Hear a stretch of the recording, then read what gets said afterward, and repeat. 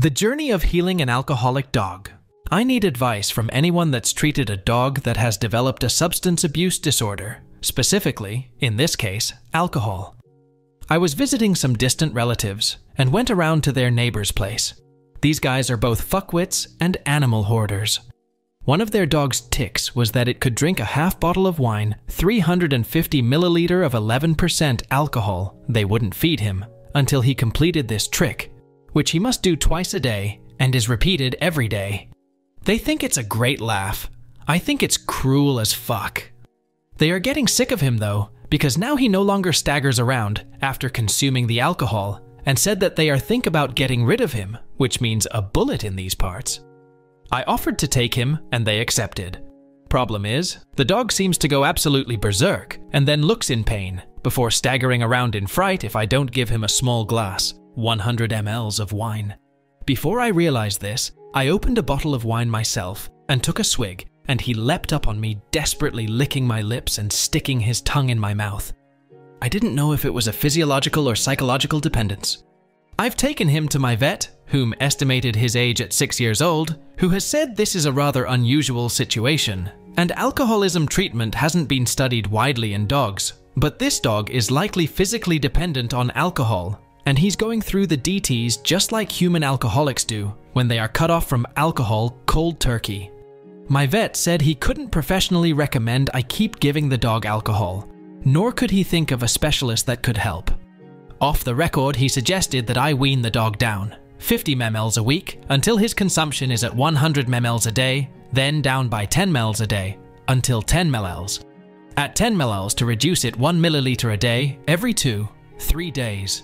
He also, off the record, suggested to be flexible, to put up with whining for more, but if he shows withdrawal symptoms to give a little more if it helps, but to be careful not to teach the dog the trick of acting in withdrawal just to get more wine. I really want to help this guy, as he is amazingly sweet. I find it sickening that whenever my hands go above roughly my shoulder height, he covers.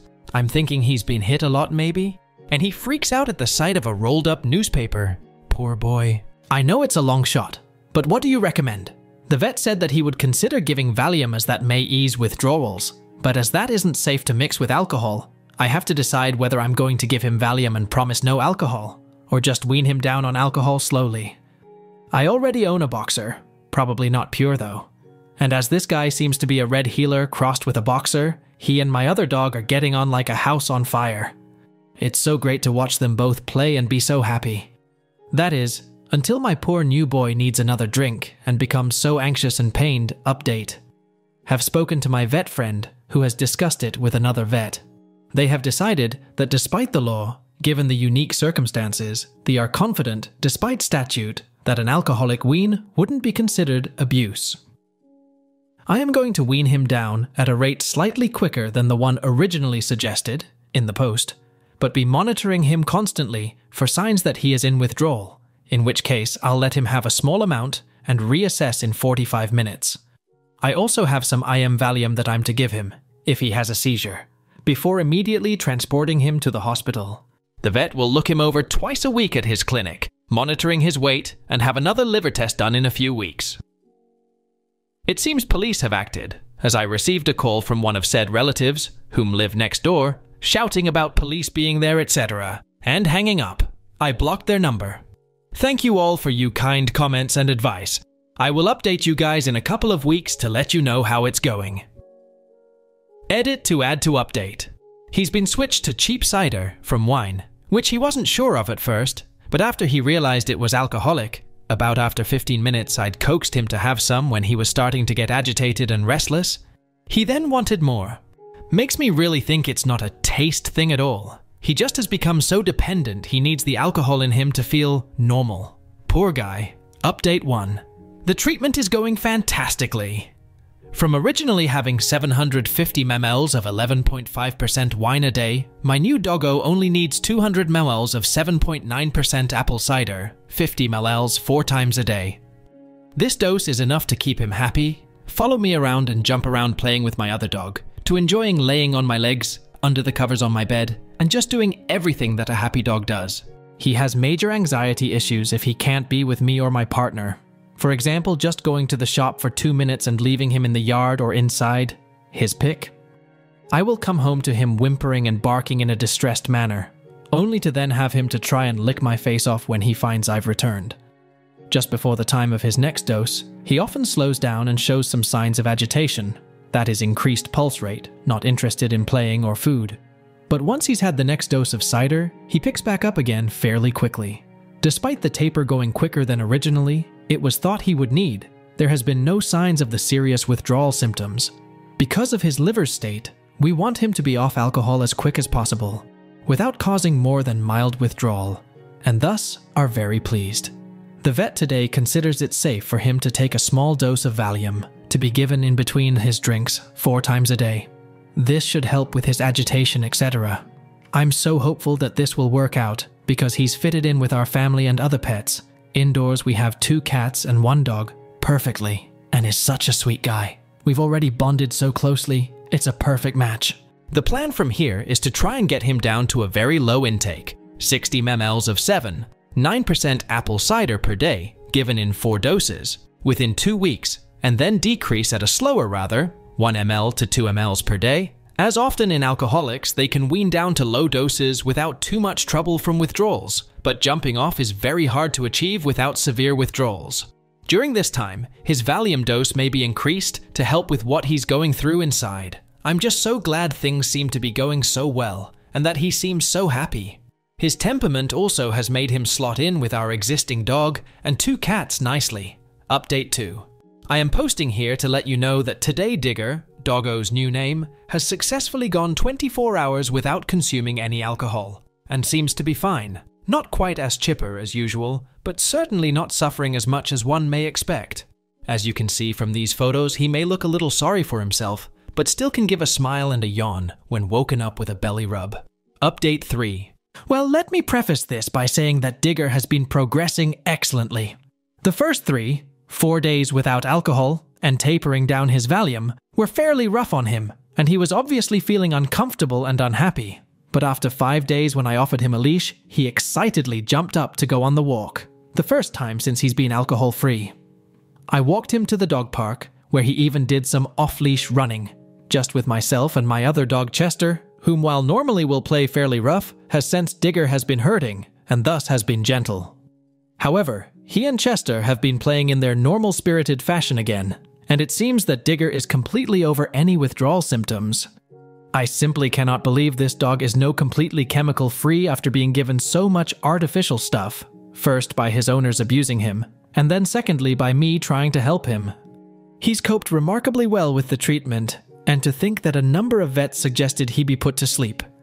He's so sweet, always wanting to lick my face. Funnily enough, after my girl and I have been kissing, he often comes up and starts wanting to lick my face, as though he thinks that that is just how we say hello around here. Sometimes, no matter how much I try and protest, he won't settle till he at least gets the tip of his tongue to touch my cheek. As for medical stuff, one of the hardest tightropes for my vet and I were walking was his Valium dosage. It clearly has alleviated the muscular aches and pains associated with alcohol withdrawal, but at the same time, we didn't want him to become physically dependent on it, so wanted him off it, or on a low dosage, so he wouldn't suffer withdrawal when he had to cease the medication. Fortunately, he was able to taper down quite rapidly, with the discomfort from his withdrawal from the alcohol seemingly being roughly in line with his decrease in dose of Valium, except for the last couple of days where he's been feeling even better and, as mentioned, has been excited to have physical activity, including going for walks, a run at the off-leash dog park, playing tug-of-war with Chester, my other dog. It seems that what I'd feared the most, jumping off the Valium completely, turned out to be a non-issue. I guess because dogs require such large doses, maybe he wasn't feeling anything from what was left, and the days he seemed a bit lethargic from the Valium reduction was the time he actually jumped off it. Either way, I'm so happy for him. 0. But one of the things I'm most thrilled to tell you is, Digger has discovered the joys of playing with toys. As I mentioned before, he has seemingly never has a proper toy. That is a plush toy or something with a squeaker in it. But he's starting to learn what they are, and he loves them. He's got a rubber pig that oinks when squeezed plus a miniature plush horse. The horse, though, is slowly having its stuffing spread over the house as he seems to enjoy pulling it apart, haha. His social anxiety is also getting better. He's able to be left alone for approximately 5 minutes without getting worried in a room or other boring situation, and for about 15 minutes in a situation that is somewhat exciting that is outside where he can see from our backyard, through our front yard, and into the street, observing people and other dogs coming and going. He's really become part of our family, and while he's still very attached to me, he's also becoming more endeared to my partner and also my stepdad. He's content to be minded by them if I've had to be out all day or something like that. A lot of you have been asking about the legal situation with his former owners and their charges. After consulting with the mods, I am not allowed post a link to the newspaper article or give enough information they could be identified, although I've given enough that anyone with reasonable Google View and Australian geography knowledge could put it together. That said, as I mentioned previously, the man and woman whom owned Digger previously, the ones who gave him alcohol and were going to shoot him, are being held in custody on firearms and drugs charges awaiting their trial. However, in addition, I've read that they are both facing 2 counts of sexual assault of a minor. As the minor wasn't identified, I don't know for sure, but I think I mentioned in a previous post I had suspected something was off, and it wouldn't surprise me if it was their own son and daughter whom are the victims. However, I know through the grapevine that now at least 10 children have been removed from the settlement by the Department of Child Services, including a couple of my relatives, and they have been placed with foster parents. The police and child services are taking a very hard look at the community as whole, and I wouldn't be surprised if there are both more charges, and the community collapses due to the fact that almost all residents are facing some legal or social interventions by government agencies. While normally I would be sad about a tribe ceasing to exist, and in a way I still am, I am not sorry for the people involved. They were horrible human beings whom tolerated such depraved activity and used their remoteness to keep it hidden from authorities. Maybe once the tribe was noble, but I know what they have become is not something that can be overlooked by society, and what has happened is for the good of the children and Digger, and the adults largely brought this on themselves. They had enough good land they could have made a reasonable living farming, but instead decided to sexually abuse children and to perform egregious animal cruelty. I really wish that I had some way to let Digger know how many people around the world have been following his recovering and thinking of him, some to the point of tearing up. But the best I can do is just give him unlimited belly rubs. I also should thank my vet for going well and truly above the call of duty, for checking him physical examination every 3-4 days and having done 4 liver and kidney panels on him along with the medication. I tallied it up and have only spent 750 Australian dollars in total. I believe him when he says he is charging me exactly what it costs him to get the pathology tests done and the medication. And I also think he is courageous for assisting me despite the animal cruelty laws specifically stating that it is illegal to give a dog alcohol without exception, and thus putting his license potentially on the line by giving me the advice on how to wean him down. I am definitely blessed by having Digger join my family, and now can't really imagine life without him. He's slotted in just so perfectly with all of us. I'm also really glad that I have a happy ending for his saga to tell you. I will be sure to give an update in 6 months or so to let you know if he's still going on the straight and narrow, etc. But I think for now Digger has successfully beaten his alcohol dependence, as his last liver screen came back showing it's improved a little already. Go Digger. Update 4. Haven't updated for a while. I've been in and out of hospital a bit and trying to juggle work. Working from home isn't so great when you're in a hospital and need to be relaxing. Anyhow, I'm really happy to report that I consider that Digger is cured. He's not needed any alcohol of meds for well over a month now, and blood work I received today shows his liver function as normal. How amazing is that?